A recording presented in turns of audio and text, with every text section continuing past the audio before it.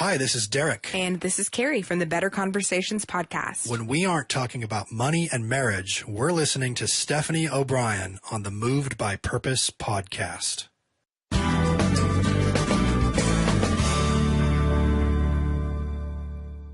I always say the best advice and the worst advice I ever got came from my grandpa.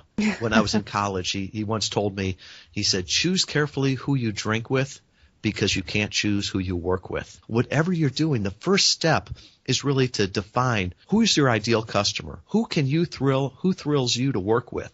Because once you start to define that person, it makes the decisions easier in your strategy.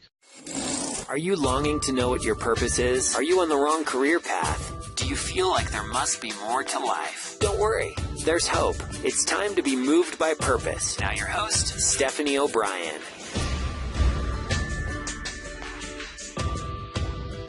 Hey, you're listening to the Move by Purpose podcast with Stephanie O'Brien. I'm excited to have you here. I am blown away that December is here, and that's pretty crazy to me. The year is ending, and it flew by. It went by so fast, and I'm hustling to finish off the year really strong and bring in the new year even stronger. And I'm sure you guys are all doing that as well, finalizing the finishing touches of your goals and being strategic about your goals for next year. And we talked about that back in August and September, about how that time of year, August, September, is the time of year where you revisit your goals and strategize how to meet them by the end of the year, and then what you want your next year to look like. Not December or the new year, but back in August and September. So I've been working diligently on strategizing and planning that, and I'm really excited for what the next year brings. My guest today is Tom Schwab, and he is a wonderful guy, really, really strategic, really, really talented. He actually works for Aaron Walker, and I had him as a guest earlier this year as well, and they are both wonderful guys. Tom Schwab knows how to build an online business with an inbound strategy. He led the growth of Goodbye Crutches, a direct-to-patient private pay e-commerce business, from a regional player to a national leader in under 3 years. He is the leader of the e-commerce HubSpot user group. He is published in the leading industry blogs, featured guest on TV, radio, webinars, and podcasts, and HubSpot featured e-commerce case study. And without further delay, I am welcoming him to the show.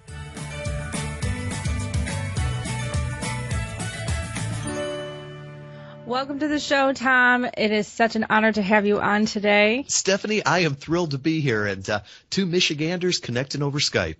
I know. You're from the west side, Kalamazoo, which is where I went to school. It's so beautiful over there. Well, I'm excited to talk to you, and I've listened to so many of your interviews and really love how you drill down on things. So I think we're going to have some great information here that everybody can use. Yes, I'm really excited. We were talking behind the official recording just a little bit about what you do, so I'm really looking forward to diving in. And so you are familiar then with the first question I ask, which is always, give us a background about what led you to doing what you do today. Well, I always say mine only makes sense in the rearview mirror. My first job out of college was running nuclear reactors. I went to the Naval Academy and then took the secure and safe route. And I was in the Navy, and then in about 92, peace broke out. You know, the Russians stopped being the enemy, and so that industry started to pull back. So I looked at that as an opportunity. Well, you know, I could go into the corporate world. And so I went with a Fortune 500 company and went through engineering and then operations, sales, and marketing, and really looked at that as, okay, here's another, secure industry. And we built it up. We actually had our own distributorship selling here in Michigan. In 2008, when the economy turned, the manufacturers all wanted to buy back the distributorships. They wanted to cut out the middleman, which always sounds great until you look in the mirror and you realize I'm the middleman. So once again, this secure career path that was going to go on forever changed because of things beyond my control. And one of the things we had was a small sideline business, and we helped patients that couldn't bear weight and couldn't bear crutches. And what motivated me about it so much was that most of the products that we rented, most of them were rentals, would come back with thank you notes. And we were just doing this in Michigan, but we realized we've got a connection with these clients and we're really doing good for them. They're appreciating what we do. How can we expand this out? And so being more bricks and mortar, the old school, we looked and said, hey, how could we do this with some of the tools that were coming out for e-commerce and internet? And this was in 2008, 2009. And we started to look at something called inbound marketing. And it's a theory that started by two smart guys out of MIT. And they basically said that the world is changing. Nobody wants to be sold anymore, but everybody wants to have help buying. And their thought is with the tools of the internet, that the people that would win would be those people that helped the most. So if people were on Google searching for an answer to their problem, that those people that had the answers, in a blog, in a podcast, in a video, they would gain the know, like, and trust. They'd gain the authority, and ultimately they would get the sale or help the person buy from them. So we did that, and we took our regional business from a local player here up to a national leader in 3 years with that strategy. And really, it's a strategy of how can you serve people. And I loved that. I loved the technology and the tools and the feedback we got from customers. And so I've still got that business as an owner, but over the last couple of years, I've helped other businesses use this same strategy to connect directly with their customers, to get more visitors, more leads, more customers. Because I think ultimately that's where your job security comes from, is who are you serving, not who is your employer.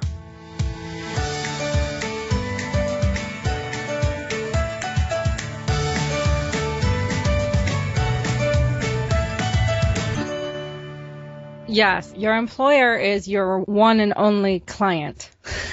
If you diversify, just like with stocks, the more diversified you are, the less risk. But so many people have this thought that having one job is very secure. And as your story says, that's not the case. Things shift all the time. Industries change. Companies turn over. They switch management. They lay you off. And I believe that our job market is really radically changing. And eventually that one source of income is going to go away sooner rather than later. And people really need to learn how to network, how to add value, how to work with other people. And I think entrepreneurship skills I personally think it should be a life skill that everyone should have. But it's amazing how many people don't have them or know what to do or know where to begin. And at times it can be just overwhelming.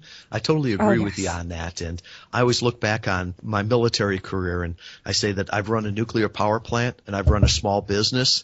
And one of them was easy because it came with a manual. But for us now, there's so many tactics out there that you should use this trick. You should use, Facebook ads. You should be on Instagram. That so many of the tactics get out there that people get confused by it. And that's one of the things that I try to work with my clients on, is to figure out what the strategy is. Because if you know what your strategy is, you know who your customer is, you know how you want to help them, then you can take that and look at all these other little pieces and say, do they make sense for me? As opposed to just trying to piecemeal something together with lots of tactics. I completely agree. I think there's so much information, it's distracting. And then a lot of it can contradict as well. So what you set out and one expert told you was the right way to do it, there's somebody else saying that's not the right way, this is the right way.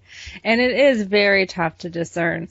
So how do people come up with a strategy? Well, I think the first one starts with, who do you want to serve? Who your ideal customer is. I always say the best advice and the worst advice I ever got came from my grandpa.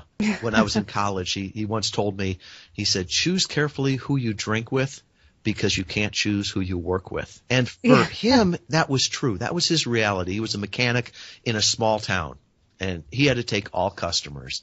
But Stephanie, today, we can be very choosy on who we want to work with. We've got access to probably not all 7 billion people, but pretty close. And of those 7 billion, we probably only need, 100, 1,000, maybe 10,000 to be successful. So we know who we can serve best, who we connect with. So we need to really focus on them. And I always tell people, if you're brick and mortar or online, whatever you're doing, the first step is really to define who's your ideal customer? Who can you thrill? Who thrills you to work with? Because once you start to define that person, it makes the decisions easier in your strategy. So, for example, if you know who you want to connect with. So say for me, I love working with coaches, authors, speakers, entrepreneurs. Then you start looking and saying, okay, where am I going to find these people? And what questions do they have? What problems do they have? How can I help them? What preconceived notions do they have that I can overcome? So once you start putting on that lens of who is my customer, how can I serve them, then the strategy becomes easier. One of the examples I always use is my daughter when she was in junior high, middle school there. She came to me one day and she said, Dad, you need to be on Instagram. And I said, well, why? And she says, because everybody is on Instagram. Well, what she meant by everybody was her and all her friends. Right. At that point, none of my customers were on Instagram, so I had no business being on Instagram. In fact, looking back on it, it would have been creepy at that point if I was on Instagram. So right. if you first focus on who your ideal buyer persona is or your avatar, that's the core to any strategy. And the questions come from there is, how can I serve them? What do I need? How can I connect with them? And I think, and that's extremely valuable, and we hear that a lot. And I think people get really tripped up with defining their ideal customer, or they don't realize that they have multiple personas and they're still trying to do too many things at once and they get very, very distracted. Or they define someone and then later there's just a lot of objections or problems they ran into that they didn't foresee. So have you ever had worked with someone who defined their ideal customer, but maybe, do you think there is such a thing that certain target audiences are not going to be viable and profitable? Or do you think that there's a strategy to work around some of the limitations they might run into? I think you can make any market viable and profitable. The question is, can you serve them well, and do you get energized by them? And sometimes that is just an ongoing process to see what customers you like to work with, which ones you don't. When you define that, your 2 or 3 personas that you're working with, that doesn't have to be it forever. So let me give you an example here. I've worked with nonprofits in the past. Great people. I love them dearly, but I tend now not to work with them. And it's not because of me or them. It's just we're not a good fit. I'm a person of action. I like people to work with people that want to take action. And nonprofits, by their nature, a lot of times are slower board meetings. And for me, it became frustrating to do the same presentation 5 or 6 times to get a buy-in. And, that's probably why people charge more to those customers, because there's so much involved in it. So I looked at that and said, this is not one that thrills me. So, I'm going to focus more on the solopreneurs, the entrepreneurs, the people ready to take action. And there's a document I'll share, and we talked about this before. Anything we talk about here, if Stephanie and I reference it, I'll put it all together in a page so you can find out where it is. And if you just go to tmschwab.com/moved by purpose, there's a couple documents out there that I've used for years, and there's 2 questions on defining your ideal buyer. And one of them has to do with the demographics, and that's like the census information. So, what's their age, what's their education level, what's their income. That's the easy stuff. But then the psychographics are where it really comes in powerful. And those are the questions like, where do they get their information? Who do they trust? How do they make their buying decision? What preconceived notions do they have about me or my industry? So all of those things. And you put those 2 together and you've got a really good view of this hypothetical person that you're trying to sell to. Yeah, that's very, very valuable. I think that helps a lot because there's, first of all, people that I think most of my audience is they have a business that's in startup, or they've had a business for a while and they're thinking about making a change or just learning new strategies, or they're wannabe entrepreneurs and they're still exploring what's involved with all this and where do I start. And when I first started, I had no background in business or marketing at all. As a social worker, we just didn't learn business at all. And I didn't study it in school either. So even when I was just starting off, when I would start reaching out and networking, and people would use language, or podcasters would start using language, and I'm like, I have no idea what this means. I would literally be like, what's inbound marketing? What's e-commerce? What is content marketing? What does all of that mean? And, I don't even know how to define an ideal customer. So I like how you have this document that will really help someone define that. I think it will really give them the confidence to get started if they're just thinking about it. And Stephanie, I spent way too much money on an MBA in marketing. And after many years and many tens of thousands of dollars, I can boil down marketing to everybody in one sentence. Marketing is starting a conversation with somebody that could be a great customer. And if you just look at it from that aspect and then figure out who your customer is, the decisions become very clear with that. It really is that simple. It really is. I mean, it's just like, how do you lose weight? Well, eat a little bit less, have portion control, and start working out more. I mean, it's not about having your grapefruit at 5 a.m. in the morning and then work, like how difficult and tedious we can get with all the technicalities of it, or tactics. It's just get out there, start talking, have a conversation, and be able to communicate the value that you have with the right people. Right. And that's really something we've stumbled across over the last year. Inbound marketing as a term was always driven by content. And people would say, well, a content is a blog. You need to be blogging twice a week, or, you need to have videos up every couple weeks on YouTube. And we had one client that just had a great voice, had a great message, and he'd write a blog, and you know what? He'd spend 4 hours on the blog and it would read like every other blog. And we thought, there's got to be some way to get him in front of his ideal customer. And, podcasting is a great medium, but anybody that says it's easy to do has either never done a podcast or never done it well. Stephanie, my hat's off to you, because I know you put a lot of work into this art. So we looked at that and said, well, could we get him as a guest on podcasts, talking directly to his ideal customers? People that could hear his story, get to know, like, and trust him, and then come back to his website to be visitors, leads, and ultimately customers. So we did that, and we were amazed. A good blog will convert at 1% to 2%. So meaning for every 100 people that read the blog, 1 or 2 will become leads. What we saw with podcast interviews was that conversion rate was 25 times better. So 1 out of 4 or 1 out of 2 people that would come back to the site would become leads. And so we looked at that and said, is this just this individual, or is it the medium? I tested it myself. We tested it with other clients, and we proved that this system works. And we've been testing it and refining it over the last year. And I'm a strong proponent of getting on a podcast that your ideal customers are listening to. Telling your story, getting them to know, like, and trust you is the best way that you can grow any business here today in 2015.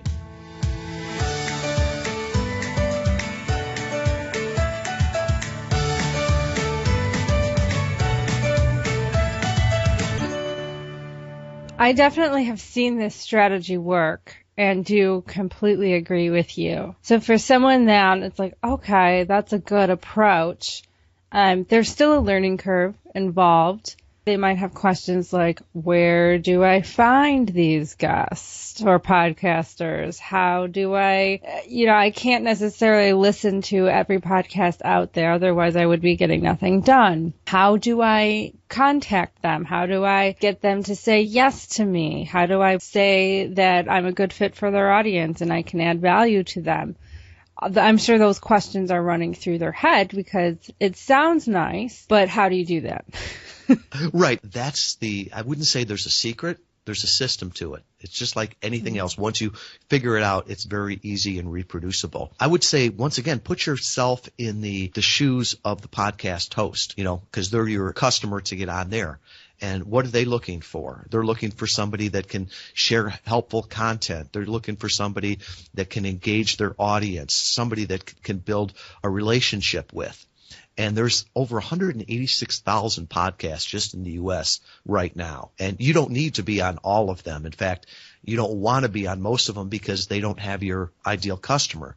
So a great place to start is just put yourself in your customer's perspective and say, what podcast do they listen to? You could even ask some of your current customers or clients, do you listen to podcasts? Which ones do you like?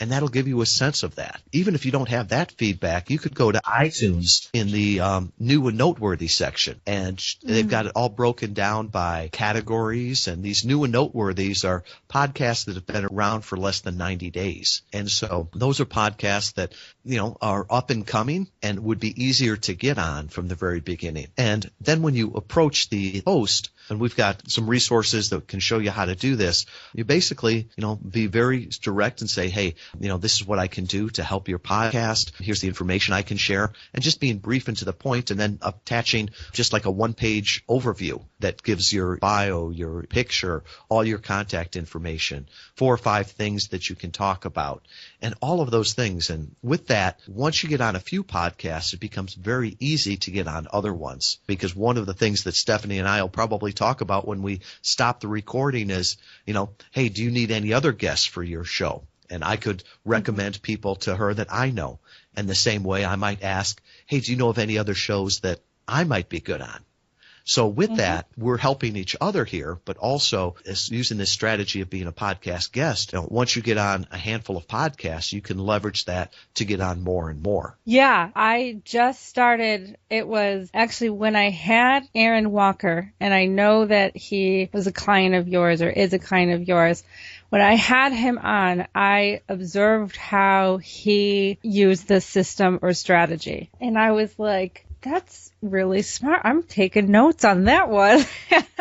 And I started doing the same thing. I'm like, hey, do you know anybody? Because before I would just interview the guest and then it was done. And I'm like, why am I not, asking for recommendations? Or do they know that I could be a guest on or vice versa? Or that would love to be a guest on my show. I mean, the multiplication and how rapidly my network has grown.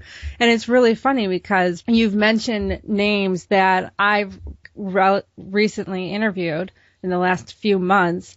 And they've been introductions from Aaron, or then when I met the new person they introduced, then I ask for more, and it expands, and then you kind of have like this inner circle going on where you all know each other, which is it's pretty cool. And think about it from how that grows. Going back to what's the definition of marketing, starting a conversation with somebody that could be an ideal customer. So not only are the guests probably an ideal customer, but the host would be an ideal customer, and you're trying to build relationships with this. And so when people say, well, where do I start? Well, start by figuring out 3 podcasts you could be on. You don't need to be on hundreds of podcasts. You just need to start by figuring out the 3 podcasts. And I can say from personal experience, I've been on a podcast as a guest, and there was probably over 50,000 downloads from that. And I got, I think, 5 leads out of it.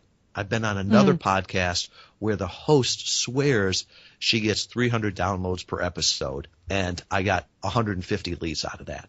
Why? Because those were the exact customers that I wanted to talk to. They were my exact ideal customers there. So, you don't have to hit it out of the park every time. You can build your business just by hitting singles. I totally agree. And I was featured on Entrepreneur on Fire, and this is leading to my next question. Now, and that was a great opportunity. I got a lot of leads. A lot of valuable things happened. John Lee Dumas is incredible. Oh my goodness, he's a tough interviewer too. He does not let you sweep anything under the rug. But I really wish I would have known certain strategies on how to be an ideal podcast guest.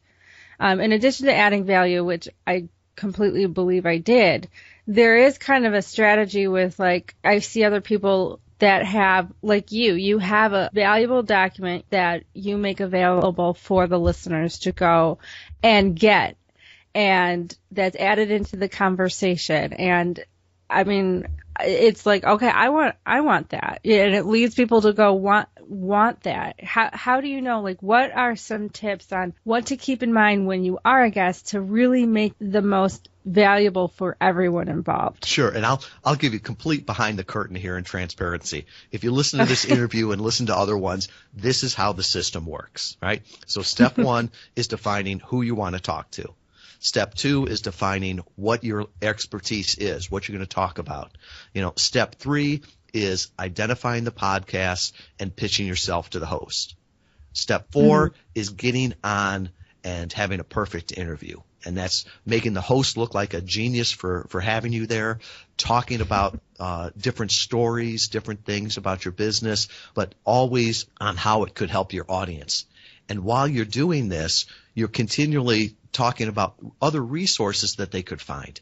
I love podcasts because it's a great medium that, we can walk around and listen to, but there's a lot of things that we can't see. So if you want, the document on how to get your ideal buyer persona, if you want the infographic that goes through these 6 steps, well, you're going to have to come back to the website to get those. And we've got one customer, and she makes these quilts. And I love this example because, the quilts where she'll cut up, jerseys or T-shirts and make a quilt out of it. Well, if she's on a sports podcast, she can go, well, we made one for Wayne Gretzky. And, if you want to see his, just go to the website, and she'll give them the address. And you don't think that every guy wants to see what Wayne Gretzky's quilt looks like? Or she'll be on a podcast for moms, and she'll talk about how they took baby clothes and cut them up and made a quilt, and, then drives people back there. So the only way they can see it is to go back there. And you don't want to just send them to your homepage. If you go to tmschwab.com, the day that this airs, you might see the same stuff. But this podcast, you could be listening to it in, 2018. You want to make sure that people come and get what they expect. So that's why we always, put that extra welcome page. So it's tmschwab.com/moved by purpose. And anything you talk about there, you just put in there. So, there's the questions on the demographics and the psychographics of how to define your customer. There's the infographic on the 6 steps to growing your business as a podcast guest. There's a 30-minute webinar training there. So you're giving all these things. So when people go from being a listener, then they come to your site as a visitor. They come to that, welcome page, and then you give them opportunities to download different things. And some of them you just put out there. Other ones you might want to put behind a form, like to get the 30-minute training on how to grow your business as a podcast guest. Well, you've got to trade your email address for that. And so that really makes someone a lead and starts that conversation. And it also helps us because, one of the things we ask is, what do you do? Are you a coach? Are you an author? Are you a speaker? Are you a small business? And so that way we can let you self-segment yourself so that the information we give you is specific to you. And so that's the entire behind the scenes, behind the curtain on how the process works. And you can use the same 6 steps in your business to grow it. Oh, love it. Love it. Love it. Tom, thank you so much for being that transparent and sharing that system. Of course, I'm sure people have even more questions and want to know even more, which again will drive them to connect with you. So how can, and I know you mentioned this special page. What is that URL again? I'll make sure to have that in the show notes so people can go. But for those that are listening, how can they connect with you? Sure. It's just tmschwab, spelled SCHWAB.com/moved by purpose. And I'm also on LinkedIn. I love that platform. I always say that I'm the only Tom Schwab in Kalamazoo there. So please connect with me. I'm also on Twitter at tmschwab. Awesome. LinkedIn. I know I use LinkedIn and Twitter are my platforms that I'm on most frequently. Well, thank you again. This was extremely valuable. You gave tons of very actionable, easy to implement steps and provided us with the resources on how to not only just listen but to actually take action and do something with it. So I love that. Love having guests that not only just shoot out ideals but also provide resources relevant to what they're saying. So and Stephanie, the last thing I would say is that podcasts are growing. It's more on-demand radio now than podcasts. And there's one thing that's certain, is that your clients, your customers are going to be listening to podcasts. The only question is, are they going to hear you or somebody else? And this is a great system that anyone can use to make sure that you're marketing, you're starting that discussion with your ideal customer. Love it. Love it. Love it. Thank you again, Tom. And I definitely recommend that you go check that link out. Get that. I'm going to get it because I think that's extremely valuable. And I thank you for making that available to all of us. Thank you, Stephanie.